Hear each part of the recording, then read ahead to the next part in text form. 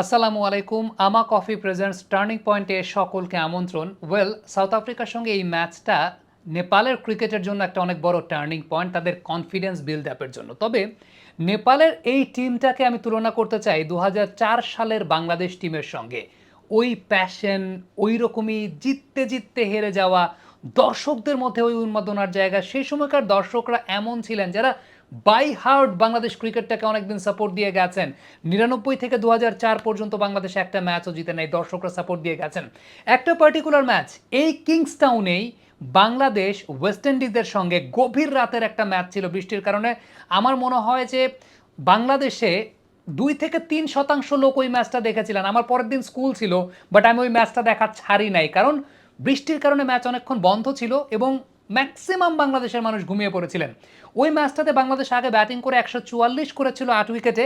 West Indies ১ উইকেটে match জিতেছে, ১৪৫ তারা করেছে ৯ উইকেটে। এটা একটা শ্বাসরুদ্ধকর ম্যাচ ছিল। বাংলাদেশ ওই সময় অ্যাজ ইউজুয়াল আগে ব্যাটিং করলে টপ অর্ডার কোলাপস করবে, সেটা জানতাম আমরা, সবসময় করতো সেই সময়টাতে। এবং রাজিন ভাই ৬১ বলে ২০ রান করেছিলেন, মাঝখানে একটা ছোট্ট তার ইনিংস ছিল। খালেদ মাসুদ পাইলট ভাই ৭৫ বলে ৩০ রান করে ওই সময় সম্মানটা বাঁচিয়েছিলেন। রফিক ভাই একমাত্র ছক্কাটা রফিক ভাই মেরেছিলেন ৫৯ বলে ৩২ রান। টিনো বেস্টের বল তখন চোখেই দেখতো না Bangladesh, to be very honest. Tino Best তখন সামথিং এলস ছিল বাংলাদেশের জন্য। মানে টিনো বেস্ট তখনকার সময় বাংলাদেশের জন্য মেজর স্টার ছিল আর কি, আপনি যেটা ধরেন।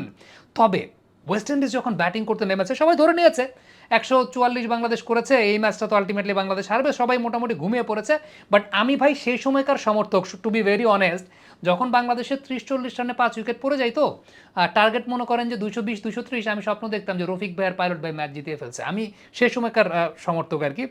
রিকার্ডো পাওয়েল ওই ম্যাচে ৫২ করেছিল। রিকার্ডো পাওয়েল ৫২ করার পর একটা সময় বাংলাদেশ এমন টাইট বোলিং করতে থাকে, সুজন ভাই সেই পার্টিকুলার ম্যাচটাতে ১০ ওভারে ১৫ রান, ২ উইকেট, ৩টা মেডেন।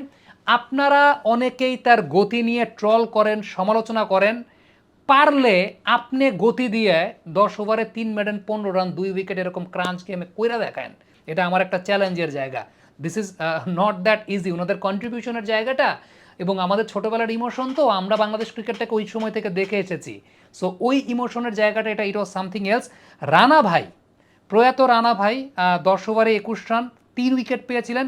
রানা ভাই খেলাটাকে জমিয়ে দিয়েছিলেন এবং লাস্টে আমার মনে আছে টিনো বেস্টের উইকেটটা রানা ভাই নিয়েছিলেন। রিডলি জ্যাকবস রান আউট হয়েছিল, রানা ভাই থ্রোটা করেছিলেন। ডোয়াইন স্মিথকে রানা ভাই আউট করেছিলেন, সেটাও আমার মনে আছে। এবং আমার যদ্দূর মনে পড়ে চন্দরপল বল ডিফেন্ড করছে, মানে চন্দরপল ওই সময় এত প্রেশারে পড়ে গেছে, সেই ইনিংসটাকে ধরে রাখার চেষ্টা করছিল, বাট রানা ভাই তাকে পরবর্তী সময় আউট করেছিলেন। সো এই মেমোরিটা আজকে এই কারণে শেয়ার করলাম আপনাদের সঙ্গে। নেপালের আজকে ম্যাচটা দেখার সময় আমার কাছে তেমনটাই মনে হয়েছিল। আমা অথেন্টিক ব্রাজিলিয়ান কফি। যেহেতু আগের রাতে পোস্ট ম্যাচ শো করতে হয়েছে, রাতে ঘুমটাও হয় নাই। ইন দ্য মিন টাইম কোরবানির জন্য গরুও কেনা হয়েছে মধ্যরাতে। সো ঘুমানো হয়নি। সকালবেলা যখন ম্যাচটা দেখছিলাম, আসলে আমার কাছে ওই মোমেন্টটাতে না নেপালের ক্রিকেটের সঙ্গে বাংলাদেশের ওই ২০০৪ সালের ওই জিনিসটা ভেসে উঠছিল। যারা জানেন না, আমার কাছে মনে হয় যে বাংলাদেশের ৯০% মানুষই এই ম্যাচটার ব্যাপারে জানেন না। ২০০৪ সালে এই কিংসটাউনে এই ম্যাচটা ঘটেছে সাউথ আফ্রিকা এবং নেপালের মধ্যে। এবং নেপালের ক্রিকেটের যে জনপ্রিয়তা, তারা দর্শকরা যেভাবে ৫০,০০০ মানুষ যেখানে ওই তাদের ম্যাচগুলো, তাদের হোম ভেন্যুগুলোতে খেলা হয় তখন দেখতে যান। তাদের পার্লামেন্টের সদস্যরা ক্রিকেটের সঙ্গে খুব ইনভলভ এবং পার্লামেন্টে নেপালের জার্সি পরে তারা প্রবেশ করেন। এবং আজকে এই ম্যাচে আইডেন্টিক্যাল একটা ঘটনাও কিন্তু ঘটেছে। কুশল ব্রুটাল এবং তাবারেজ শামসি দুজনেই ১৯ রান দিয়ে ৪টা উইকেট পেয়েছেন। এটা একটা চমৎকার কোইন্সিডেন্স বলতে পারি। লাস্টে ২ বলে ২ রান দরকার এবং ওই সময়টাতে গুলশান ঝা ২টা বাউন্সার খেলতে পারেন না এবং রানিং করার সময় স্লিপড। মানে আমার বিষয়টা খুব খারাপ তো লেগেছে, ঠিক যেমন খারাপ লেগেছিল আসলে ২০০৪ সালে বাংলাদেশের কিংসটাউনের ওই ম্যাচটা। কারণ তখন একটা বিষয় চিন্তা করেন যে ৯৯ থেকে ২০০৪ পর্যন্ত আমরা কোনো ম্যাচ জিতি না। আর সবাই আমরা ওইভাবেই দেখি, তাও দেশের ক্রিকেটকে সাপোর্ট করে যাই। তাপস বৈশ্য দাদা, তিনি যখন ব্যাটিং করতেন তখনও স্বপ্ন দেখতাম যে ওয়েল বাংলাদেশ ম্যাচ জিতবে কিনা। কিন্তু ওই পার্টিকুলার ম্যাচটাতে এমন একটা স্টেজ এসেছিল যেখানে বাংলাদেশ জয়ের দ্বার প্রান্তেই ছিল। ১ উইকেটে ওয়েস্ট ইন্ডিজ ম্যাচটা জিতেছে। আপনারা ক্রিকেট ফোর স্কোর কার্ডটাও দেখলেন। নেপালের ক্রিকেটটা আসলে আমার কাছে মনে হয় যে এটাও নেপালের ক্রিকেটের একটা টার্নিং পয়েন্ট এই সেন্সে।